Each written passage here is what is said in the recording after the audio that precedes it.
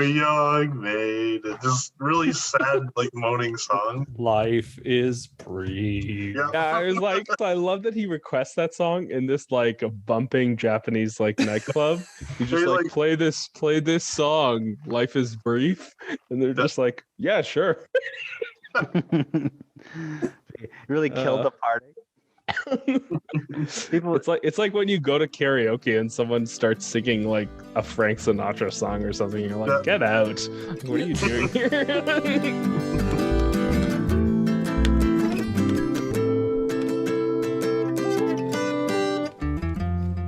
Hello, everyone, and welcome to Page and Screen. This is a book club for movie lovers, a movie club for book lovers. We read the book, we watch the movie, and we talk about them. I'm Calvin. The movie is called To Live, more like To Die. Hey, I'm Doug, and we get it, Tolstoy. You know French. I am Jesse, and Bill Hader said it best. Hi, I'm Ashton Sanborn, and this one was a really hard one to come up with a funny thing to say about it, because it's only about a person dying of cancer. On this episode, we are discussing The Death of Ivan Ilyich. The novella was written by Leo Tolstoy and published in 1882. It was adapted to the film Ikiru, directed by Akira Kurosawa in 1952.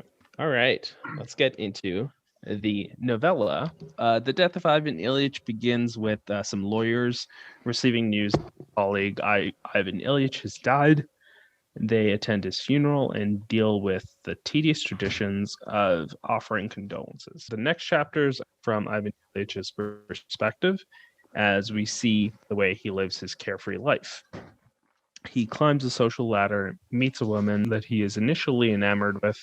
He marries her, but soon after finds her too demanding and falls out of love with her.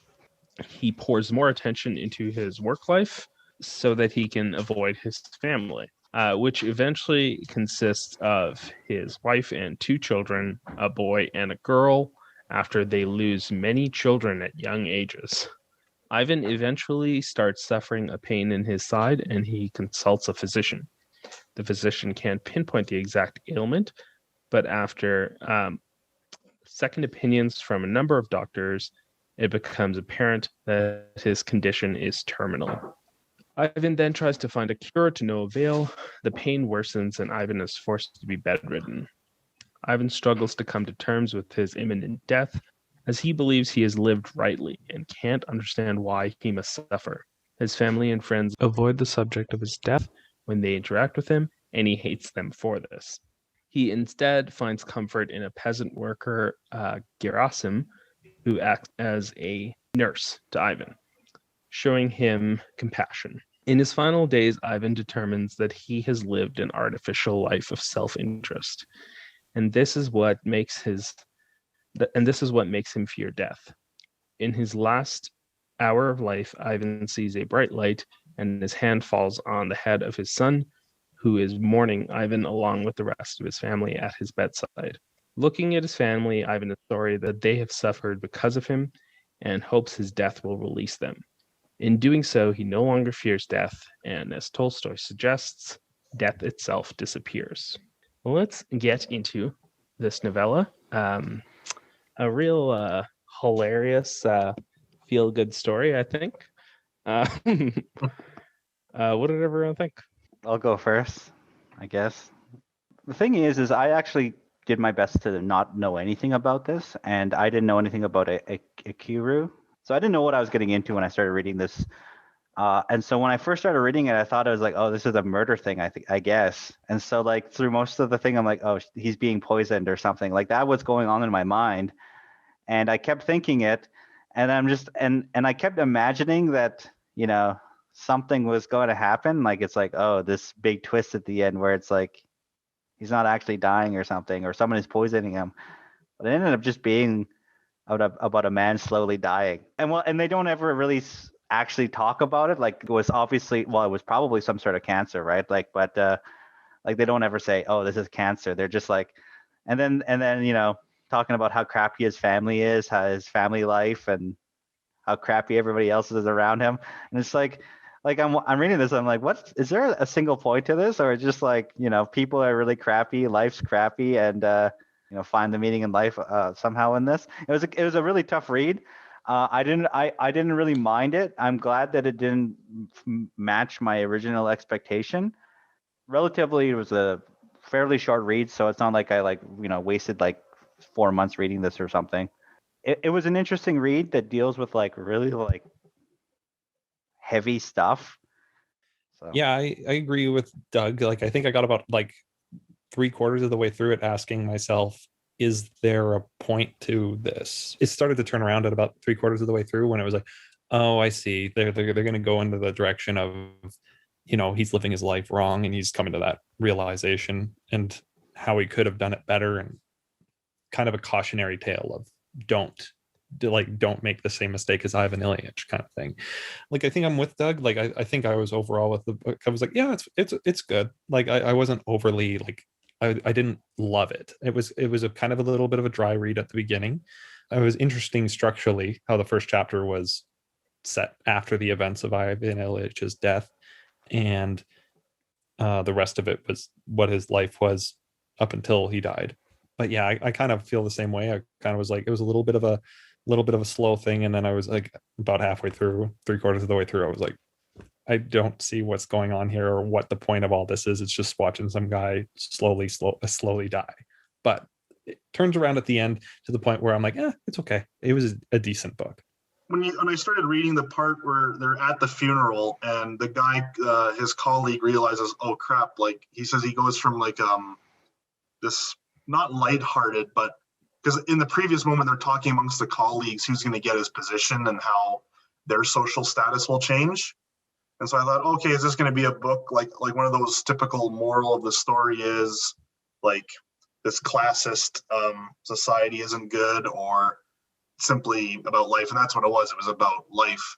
And after reading it, I agree with you guys. It is. I actually listened to an audiobook, so it was a little bit more animated for me because the guy was doing different voices for all the characters. And yeah, around the end is when you start seeing Ivan's character development when he's literally dying. I agree. I only really liked it around the end, and I thought it was emotional at that point when he kind of realized that he's been his own worst enemy, and he's been an enemy to everybody around him. And once he makes that atonement, then he can die. But what the cause of death? Did they say it was something like floating kidney, or I remember? Yeah, there's multiple diagnoses. I think it's also interesting because I was listening to an audiobook too, but I was also reading it at the same time. Like, I was trying to follow along with the audio while I was reading, and the audiobook and the book I was reading had different translations. So there were like a few words that were like different, because obviously this story was written originally in Russian. So that happened with me too, because I went back to consult words and stuff he was using, especially the French, and I'd realize, oh, this whole like sentence is not really rightly translated. It has to do with his daughter looking this way in a dress versus in the book versus this way in the audiobook. So I guess that's kind of a common occurrence. So I think like between the two versions there were different diagnoses, but I think the ones that I always heard was either floating kidney or appendicitis in one. Yeah. Like in one they were saying it was appendicitis, and I was like, did they not know how to cure appendicitis? But like, did they not know how to just cut the appendix out back then? I don't know. I didn't realize appendicitis took that long to kill you too if your appendix burst. Like, I thought it was like pretty quick after that. Like, after it bursts, if you don't get it out and cleaned up, it's pretty much like, I would assume they made it sound like it was like an infected appendix and he was just gonna die from it. Right. Instead of like taking it out. So I don't know. Because he hurts himself, right? He trips, he bangs or something. Yeah, he does fall and hurt himself. I kind of like this book. I haven't read a lot of Tolstoy, but I feel like I could probably get into it. It's like, it was like a tough read. I think like having the audiobook and reading it at the same time made it a little bit easier for me. I didn't mind it. Like, I kind of got the sense of what they were trying to do as I got into it. I was like, oh, like this seems like it's going to be this like moral story or this moral lesson basically.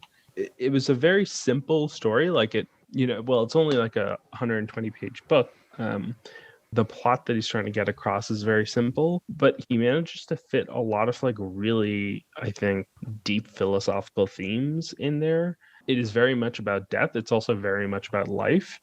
This idea of like, how do you live a full life, or how do you live a life that you can be content with when you die? I don't know. I found that very deep and kind of quite the thinking piece. Because I mean, I feel like that's like, a prime philosophical question that I'm sure everyone kind of ruminates on. Ivan Illich seems to be like going through all of these like different reactions to it. Like he's like at first like doesn't believe it, and then he's angry about it, and then he's trying to come to terms with it. It's like, why is this happening to him? And like, if he's gonna die, is he okay with dying? And like, and sometimes seeing death as like a relief, as like he's suffering so much and he would rather just die. I obviously don't know what it's like to die, but I can't imagine the things that go through someone's mind. And I feel like these are some pretty heavy themes that probably do apply to those situations. And I think it's also like just a good book in terms of like how realistically it portrays a terminal illness. Like it doesn't try to romanticize any aspect of it. Like his family, the way that his family reacts to the fact that he has a terminal illness, I thought that was really interesting, that they were trying to like ignore it and they were treating him like he was sick rather than the fact that he was going to die. Or also like his reaction to his family and how like he grew to resent them because they were kind of ignoring the fact that he was sick. And he would like put on this brave face when he was around his colleagues and stuff, and try to appear like he was getting better when all he wanted was just compassion. And I think at one point he says like he would rather just like sit here and cry and let them treat him like a child and coddle him and make him feel better. That's probably like the most emotional part of the book, I think, for me, because I felt like that was like this like truest part of his self, because he was like, you can put on this brave face as much as you want, but at the end of the day, like all I want to do is just like be held by someone and just like and experience compassion more than anything else. I did really enjoy it. I found it very emotional to read.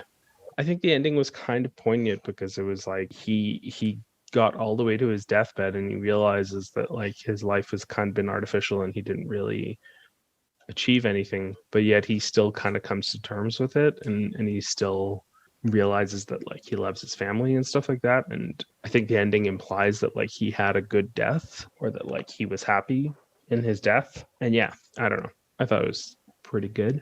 It's good. I tried reading it. I had a PDF version. I tried reading it, but I simply couldn't read it on the screen, so I had to print it off. And so sorry if I broke any copyright. Actually, this is like 100-year-old book, so it's in the public domain. I don't think the estate of Leo Tolstoy is going to come knocking down your door. Oh, I'm sure they will actually. But anyways, no, it was good. One thing that pissed me off actually about reading it was the fact that they used full proper names every single time they mentioned a character, and there was just something about it where it's like Peter Ivanovich walked down the street. Peter Ivanovich then opened a door. Peter Ivanovich. You're just like, I get it. We can just call him Peter after like the fourth time, all right? Like there's no other characters named Peter. If there were like 9 characters named Peter in this book, I'd be like, okay, I get it. But like I honestly added an extra like 500 words to the overall document just by making sure that they had the full like Fedorovina.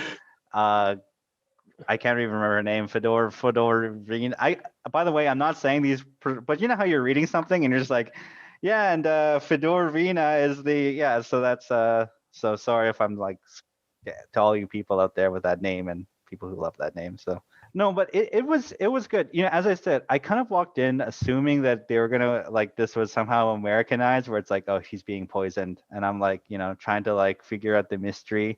And then by like the last like 4 pages, I realized, oh, I guess there's no mystery. I guess I'm slowly reading. I'm reading about the life and death of a man as he's dealing with like really tough questions on his deathbed. You know what? It would be so great if someone wrote a detective story or like or ended the detective story with just a straight up death. Like if there was like, you know, like a Hercule Poirot like mystery where it's just like Hercules was diagnosed with cancer and you're just trying to figure out, you're like, oh god, who's poisoning him? And then he just like dies of cancer and you're like, oh, I guess he just had cancer. Yeah. That's honestly how I kept being like and I'm saying his name wrong, but it's like Garrison. I'm just like, oh, Garrison's too nice. He's poisoning him. It's like, no, I guess he's just a really nice guy. And so that happened. Yeah. I was able to take what I knew from reading this and kind of be like, okay, I kind of have an idea of how they would make this into a movie. But even the movie kind of like upended my expectations, because in a way I said, oh, I understand how they're going to make it a movie, but also, is it just going to be about a movie guy slowly dying? Like it's like super depressing. Yep.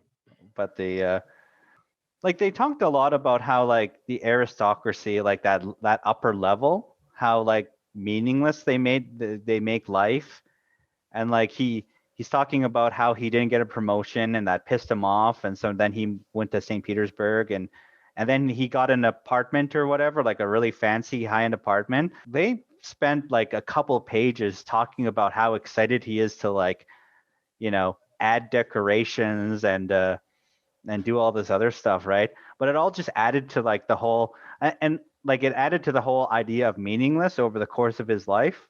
And then as he was dying, like the real questions came out, like, you know, did it matter that the curtains look this way? Does it matter that you know, that I worked so hard to be the best, you know, solicitor general or whatever he was in the end? Well, whatever the Canadian equivalent of whatever he was at the end. You know, and it's also another treatise in the idea that nowadays, you know, we look at cancer and we look at sickness in such a way that it's like you're brave and you're powerful for fighting against cancer, and but back then, and they even tackle it in the movie where they take cancer as being something that you say behind closed doors, like they're like, oh yeah, we don't ever talk about cancer, right? That's how it was like not too long ago, right? That's why. And so they talk about that and like make it seem like it should be shameful that, you know, like a couple free radical cells in his body decided to murder him slowly. Like it's like one of those things where it's like we kind of have the same conversation around depression, but that's slowly changing where people are like, oh, he's depressed, like let's not talk about that, right? Yeah, it's some really, really tough questions, tackles a lot of really tough issues, and a lot of like proper names over and over again in their entirety. of all the books to have full names, this one was probably the most difficult one.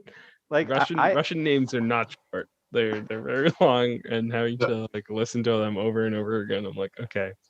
Yeah, see, I honestly was, as I was reading, I'm like, Peter Ivanovich is walking down. It's like, okay, and I guess you know, it's really weird as well is they only mention they really talk about the daughter a lot, but they almost never mention the son. And they only mention, like in the final 2 pages of it, they're like, oh, by the way, the son's name is Vasilevi or whatever the guy's name is. I don't even remember. That's how little they talked about him. It's really strange, that dynamic. And I was trying to figure out if there was like a literary reason why they didn't include the son. Well, they did mention him in passing a bunch of times, but they didn't really include him. And then they talked, I think in the last page, they talked about how he like came into his father's room while he was dying and like cried or something. But they only mention him by name once, and it's only in like the final 2 pages of the book. And it's just really strange that they spend so much time building up the daughter's story and then building up his wife's story. And then it's like, oh, by the way, his son's somewhere here, like his, you know, of this. I think it's also because like his son is supposed to be really young, right? Like I think his son is like supposed to be like a boy or like very, very young, whereas his daughter is like an adult and is like starting to like is being courted and stuff like that. So I don't know. Maybe it's just the fact like there's nothing interesting going on in his son's life. Like I don't know. Also, they mentioned child death really casually in this book. He lost like so many kids over the course of his life. Like, and I'm just like, whoa. And he just seems to mention it in passing. Also, he seems to mention it as like an excuse for why his wife was like upset with him, or why his wife was like demanding and hard to be around, is like, oh, the death of our children has made her irritable. And I'm like, But no shit. What are you talking about? He kind of was a dick at the end of the book. There's a Oh, few for times sure. where you're like, you are an asshole. Like, Because yeah, it's like she was irritable because she would like disagree with him on something, and he'd be like, "Well, I'm going to work." I think those are supposed to be flaws. I think by the end of the book, you realize that like he comes to terms with the fact that he was kind of an asshole, or that like, you know, he was being unfair to his family. Yeah, it's just I just thought it was so ridiculous how casually they mentioned the fact that like his children, he lost multiple children, and that's why his wife was irritable.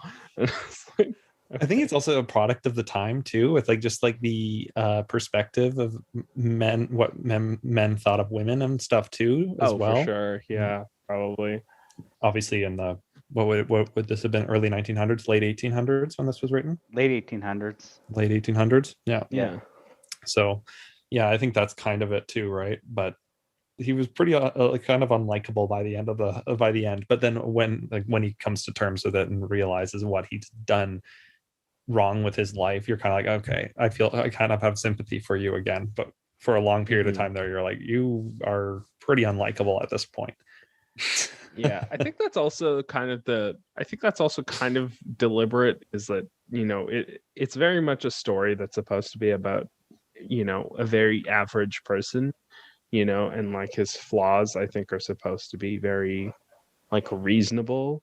But also the fact that like he doesn't do anything spectacular with his life, and like, or anything tremendously awful with his life, you know, he's like living this like very middle of the road kind of monotonous existence. And I think like that comes into play in Ikiru a little bit more. But I think that's kind of a deliberate thing, is to see death from this like very, very normal perspective, you know, of like, or very average perspective, and how you come to terms with it. But yeah.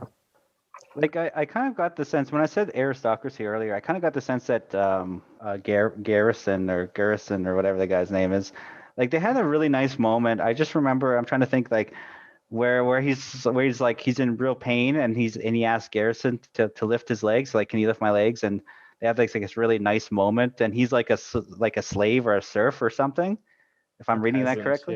Yeah. And then they have this whole juxtaposition where he's like the poorest guy in the room is being like super nice to him, and like cleaning his crap and lifting his legs and helping him out, and being just like a really kind person. But all of his like family and aristocracy and friends are kind of like there's a shallowness to their like response to him that kind of comes through a little bit. And maybe I'm misreading that, but that's kind of what I got from that entire thing. And so maybe like I'm thinking about Tolstoy, and maybe that was a theme that he might have dropped. And and then another thing too is it also delves into the fact that a lot of kids back then died. Like we grew up in the idea that, you know, 1 in like 10,000 children die born in hospitals. Back then it was like, oh yeah, you have 11 kids and, you know, you're lucky if 6 survive. Like that's like, as it sounds dickish, but that's 100% true. That's like, it is the truth. it's like, yeah, we're gonna have 14, and every once in a while all 14 kids would survive, and you're like, well, this sucks. But but back then it's like, oh, I had 14 kids, and only my daughter Beth survived, and you're like, oh, that's exciting, I guess. Sorry for your loss or whatever. So anyways, so moving on to the adaptation, Ivan Ilyich has been adapted a few times. It was adapted to A Simple Death, which was directed by Alexander Kaidanovsky, also adapted in 2000 to a movie called Ivan's XTC, directed by Bernard Rose. The adaptation we watched was 1952's Ikiru, which was directed by Akira Kurosawa. The protagonist of Ikiru is Kanji Watanabe, who works in a bureaucratic position in City Hall in an unnamed city in Japan. He experiences a pain in his stomach. He goes to the doctor, and the doctor diagnoses him with a mild ulcer. However, through a conversation he has with another person in the waiting room, he determines that he has stomach cancer and he has 6 months to a year to live. He attempts to come to terms with his impending death. Originally plans to tell his son about the cancer, but decides against it because it seems like his son doesn't pay attention to him. He tries to escape by experiencing Tokyo's nightlife, guided by an eccentric novelist who he meets at like a restaurant. The next day, Watanabe meets a young female coworker, Toyo, who requests his signature for her resignation. He spends some time with her and takes comfort in her by observing her joyous love of life and enthusiasm. He tries to spend as much time as possible with her, but she becomes suspicious of his intentions and grows wary of him. Eventually, he comes clean and tells her that he's dying and asks her what her secret to her love of life is. She says she doesn't really know, she just lives, but that she's found happiness in her new job making toys for children. Watanabe has an epiphany and realizes that it is not too late for him to do something significant. Just like Toyo, he wants to make something, but he is unsure of what he can do within the city bureaucracy until he remembers that there has been lobbying for a new playground. He surprises everyone at his job by returning after a long absence and begins pushing for a playground to be built, despite concerns he is intruding on the jurisdiction of other departments. The movie then takes a turn by revealing that Watanabe dies, and the rest of the movie takes place after his death. At his wake, his former coworkers gather, and this has been quite some time after the opening of the playground, and they try to figure out what caused such a dramatic change in his behavior. Through flashbacks, they determine that his transformation from listless bureaucrat to passionate advocate has kind of puzzled them. They slowly realize that he must have known he was dying, even though his son denies this, because his son was still unaware of his father's condition. They also hear from a police officer who witnessed him in the last few moments before his death and said that he was sitting on the swings of the park he built, singing a song. The bureaucrats vow to live their lives with the same dedication and passion as he did, but in one of the last scenes of the movie, they return to work and apparently forgot all about the last night and lack the courage of their newfound conviction. And they return to the monotony of their bureaucratic life. Let's get into the movie. What did everyone think? I really enjoyed it. I thought at the very end, because I watched this on the Criterion Collection, and there's a little spot where Bill Hader talks about how Ikiru is his favorite Akira Kurosawa movie. And he says he takes some of the longer aspects of Russian literature and condenses it into a more entertaining form. And I thought that's exactly why I like this adaptation more. And another interesting thing as well watching this, I don't know if any of you, everybody else got this, I thought it was an interesting, I don't know if it was the intention, a self-critique of like Japanese work ethic, because you see like a lot of stories that come out of Japan in terms of like people dying in their office buildings because they're overworked themselves. And so this could have been like a cultural self-look, because Kanji Watanabe has literally just spent his like 30 years, I think, just working like flawless attendance record, similar to like Leo Tolstoy. What was it all for, right? So I thought that was very interesting. I liked how there were some aspects of Western society that Akira Kurosawa threw in there. For example, the novelist, he calls himself Mephistopheles. He says, "Oh, I'll take you out for a good time." And you're like, "Ooh, what is that? You know what I mean? What is that going to mean?" You associate that word with like sinister, devilish kind of enjoyment, which it was. There's just so much. You can see how dread and sadness are captured on Kanji Watanabe's face. That at times, like I was like just literally, I could literally feel like my heart wrenching, just the stare that he would get in his face when he's singing, or when he goes to attempt to talk to his son, but he can't. Like, oh, it's just one of the most beautiful pieces of cinematography ever. Yeah, I agree. I liked Ikiru more than I liked the death of Ivan Ilyich. The reason being, I think I pulled a lot more out of it than I did out of Ivan Ilyich. There's a lot more commentary on people, the way they live their lives, and how they potentially waste their lives and doing what's not focusing on stuff that's not important. But he also was talking about the bureaucratic system in Japan at the time, and he talked about what brings happiness to people and what living your life is like. And actually, you mentioned it in your synopsis about how the doctor told them it was a stomach ulcer, and how he had that conversation with someone and concluded that he had stomach cancer. Last night I watched the commentary of Ikiru, Okay. and the guy talking about it was talking about how at the time, like this era in Japan, doctors didn't tell people that they had cancer because it was essentially a death sentence, as we talked before, essentially a death sentence. And it was very much they felt that if they know they have cancer, then they're going to lose the will to live and they're going to die faster that way. So I remember watching, thinking, why is he telling him it's an ulcer when it's obviously something more than that? Because I know what this movie's about, right? And then also later on, when everybody's talking about, gee, I wonder why he changed so much. And then they kind of have this like light bulb moment, like, oh, wait, he knew he was dying and he didn't. And that's why he did all this stuff for the parks. I'm like, it took you guys this long to figure this out, but apparently you just didn't talk about it. And you also, like, you didn't know when you were dying of cancer because doctors didn't tell you you were dying of cancer. So it makes a lot more sense in the whole context of it, especially not knowing that aspect of Japanese culture. And the commentator was also saying that this aspect of the movie is going to be like somewhat lost on Western audiences because we always are told when we have cancer, if we have cancer. That makes a lot of sense, and it's also like just awful to think about. Yeah, exactly. Because I definitely had that question when I was watching. I was like, why is he fabricating this diagnosis?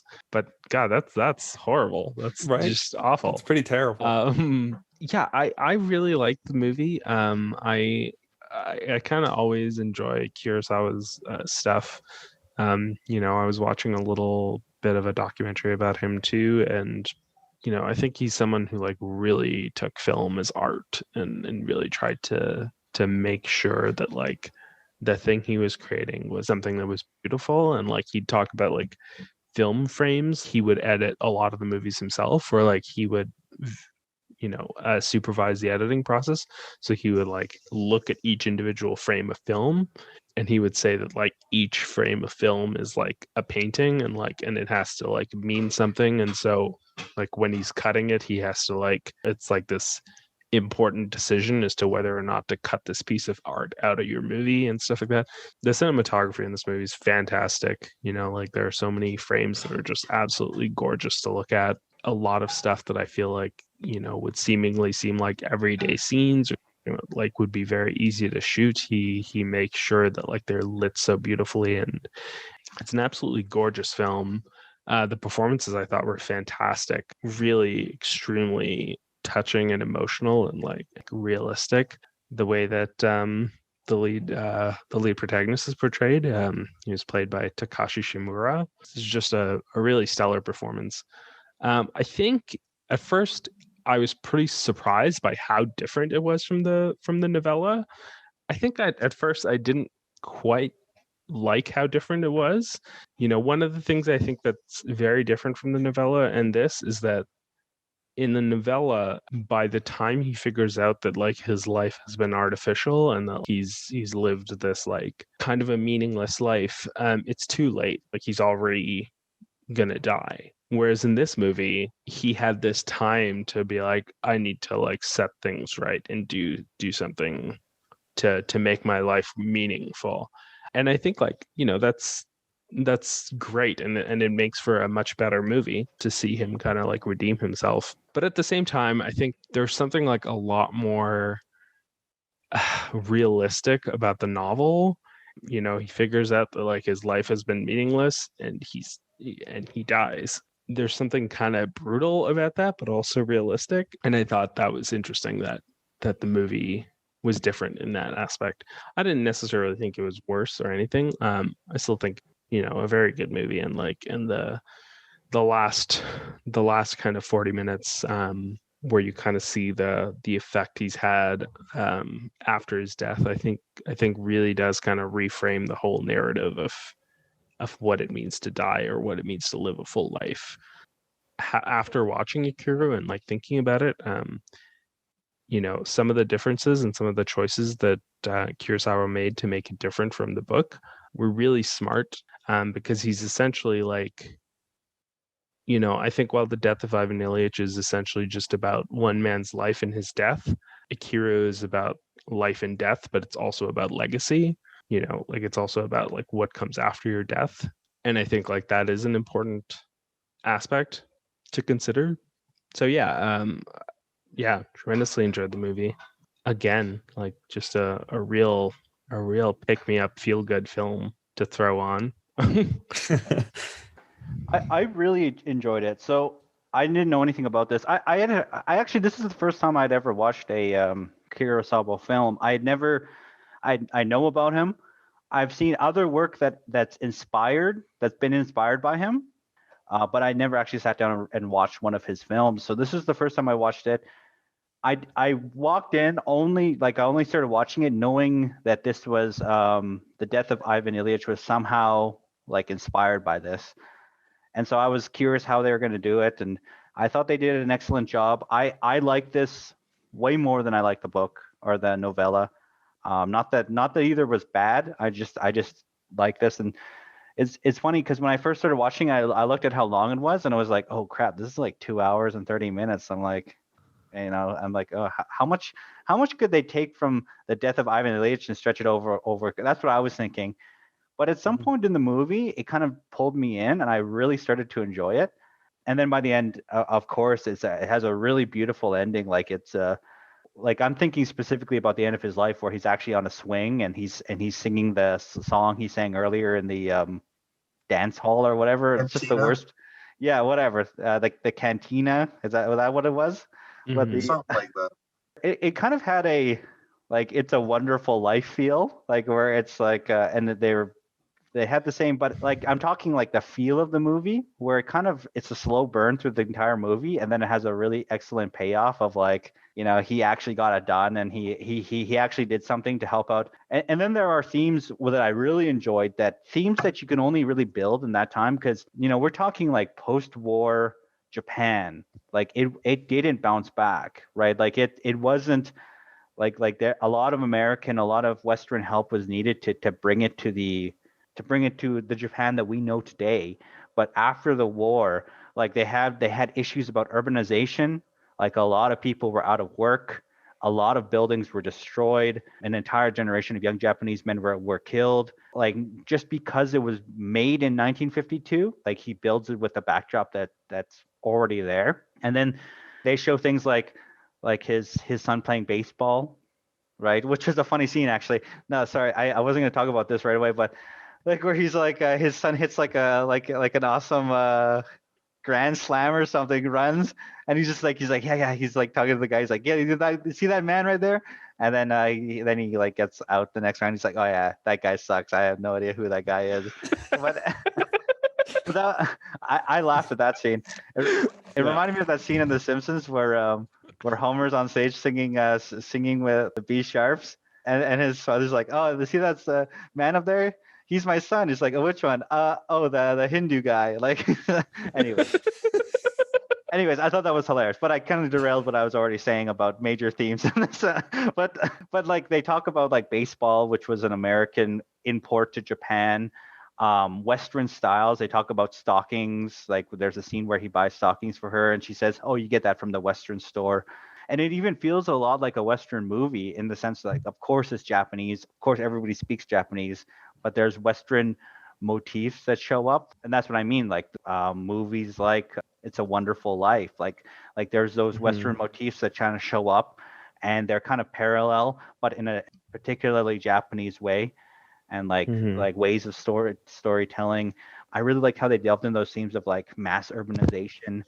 And then they talked about like how like this new generation of Japanese were different from the older generation, where he's hanging around with that girl, and the girl's like pissed off that he has to hang out with this old man. And then there's like this weird like birthday party happening in the background. Like there's, I don't know, but there's a whole lot of stuff there. And then they have the idea of bureaucracy, and it's a movie that makes you like, you're paying full attention. You're watching him. There's beautiful scenes where he stops and he's looking and he's just like, it's been 30 years since I've looked at the sunset, right? Like it's, and then there's other scenes where he's like, where he's trying to be the mafia, the Japanese mafia is trying to like sweat him down to stop him to build a playground, and he just Red like Lantern District. he just smiles and he shrugs his shoulders like, well, what are they going to do to a man who's already dying, right? And there's just a like idea of like courage and strength, and I don't know. There's just a whole lot of stuff that happened in those last like 40 minutes. And then another funny part is I didn't realize. So I'm watching it, of course, like you guys, and then he gets back and he's just like, oh yeah, he's been gone for months. Like we don't know what he's doing, or weeks or whatever. And he shows up. He's like, oh, we're gonna do this. And then he walks out, grabs his hat, walks out the door.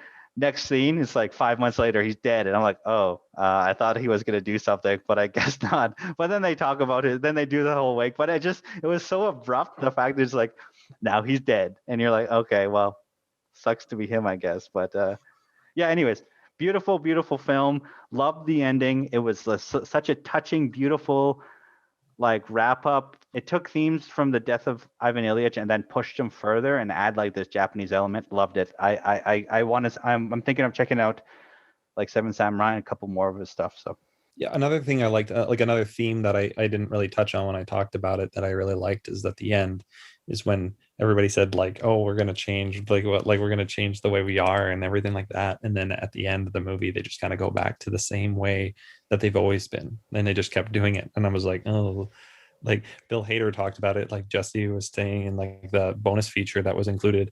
And it's just how true to life that is, and how people do that. And that is like, we always say we're going to change, we're going to be different. And like after something big in our lives happens that we see, like almost like a cautionary tale that happens in our lives, and then we all just kind of continue on living the way we did the day before that happened. For me personally, I pulled out a lot more from the movie than I did the book. I felt like there was just so much more thematically going on with bureaucracy, human condition, the way we live our lives and everything like that. And I thought it's a really, really good movie. Yeah, it's interesting that you talk about like how there are a lot of Western themes or a lot of like Western iconography and stuff that'll show up in this. I think like that's kind of Kurosawa's style in general. Like he learned a lot from old Hollywood directors.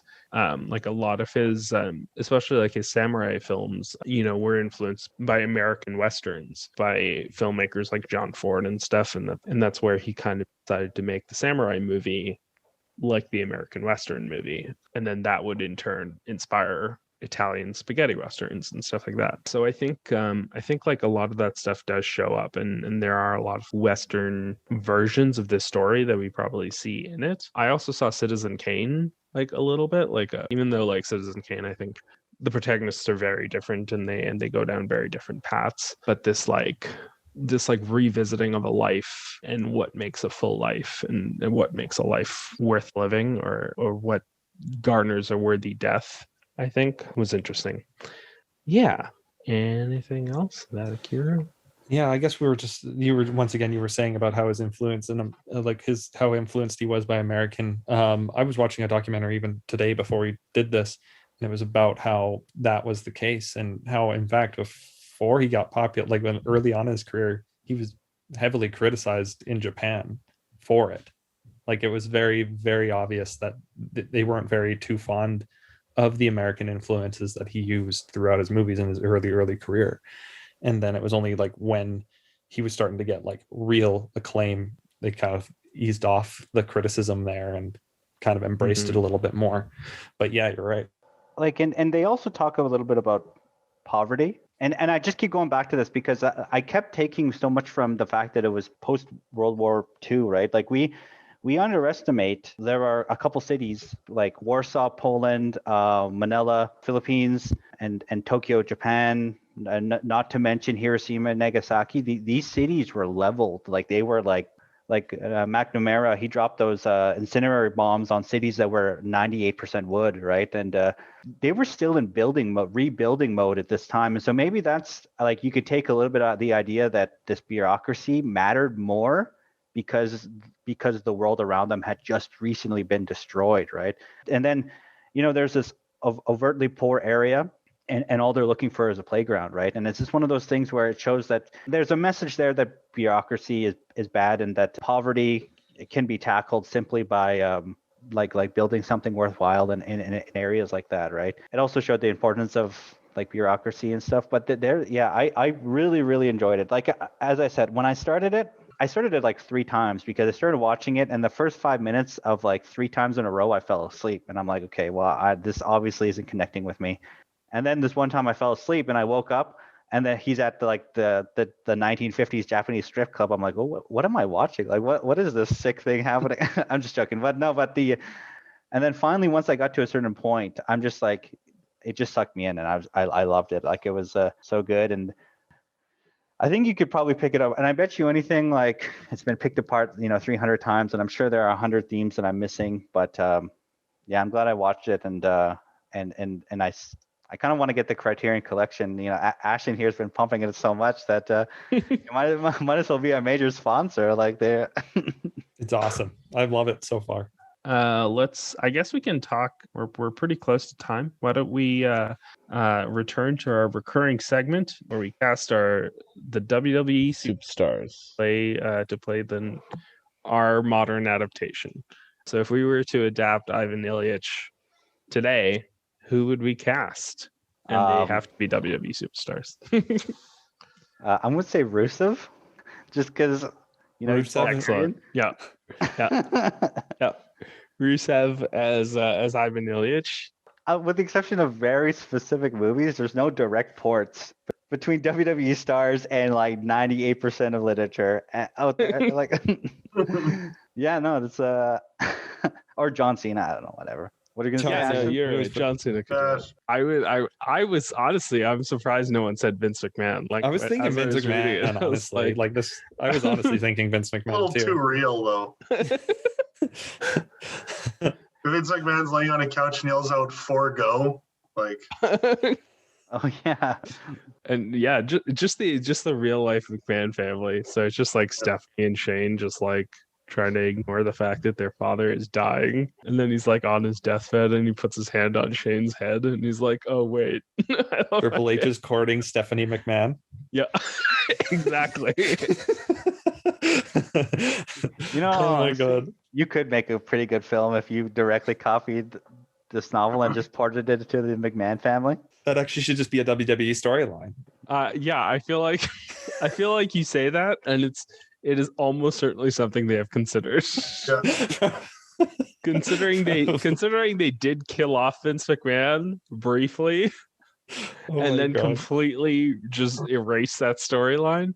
Yeah, it's totally something they have definitely considered. They're like, we should do some like Tolstoyan storyline here, like Death of Ivan Ilyich with Vince McMahon. That's something that's been brought up in the writers' room. It's the ultimate face turn for him. Yeah. Like, how do we make the audience love him? Let's just give him a terminal illness. Oh god. Yep. Oh my god. Excellent. I was gonna make a really bad joke about like lifting his legs up and then his quads blow out. Who'd play Garasum? Yeah, I was gonna say, I feel like that's gonna be the big casting then. What about Kurt Angle? Kurt Angle, Stone Cold. Yeah. Yeah, get Stone Cold to play Garasum. It's funny when you said Kurt Angle. I'm just picturing Kurt Angle, like Vince McMahon telling Kurt Angle to lift his leg, and Kurt Angle just puts him in an ankle lock.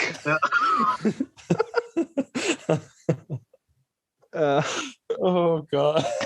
Oh, my migraine. Oh brother. That being said, Hulk Hogan would also be a great Ivan Ilyich. Yeah, you could. Oh god. Yeah, just bring the Hogan family back. Well, maybe not all of the Hogan family. Also, you guys remember when Brooke Hogan was like a really big like superstar? and stuff. I don't think that was ever a thing. She had a reality show, but like so did everyone. So what about the movie? Who would you recast a sequel to Do Ikiru. Akiru 2? This time it's personal. Yeah. Does it have to be WWE casting? Yeah. I mean, yeah, I mean, of course. So just Shinsuke and Yokozuna. That's who I'd cast as the main. Yeah. The most Japanese man I could think of. Is a Samoan wrestler. Mr. Fuji. Yeah, Mr. Fuji. Asuka man. plays the right life loving woman. Yeah. Asuka. Right. Oh dear. All right, I can wrap up if anyone's got anything else to say. So that wraps up this episode on the death of Ivan Ilyich and Ikiru. Our next pick is The Lone Ranger and Tonto Fistfight in Heaven. It is a collection of short stories written by Sherman Alexie. The adaptation we will be watching is Smoke Signals, directed by Chris Eyre. So follow along if you'd like to. Special thanks to me and my friend for creating all the music you hear on this show. Check out more of their music by visiting meandmyfriend.bandcamp.com. If you like the show, go ahead and subscribe to us on Apple Podcasts, Spotify, Stitcher, or wherever you get your podcasts. And make sure to leave us a review and a rating. Connect with us on social media at Page and Screen 1 on Twitter, Instagram, and Facebook. You can also search Page and Screen on YouTube, where you can watch a video version of this show. We post regular updates of all the books we read and all the movies we watch, and we'd love to hear your thoughts on all of them. So join in the conversation.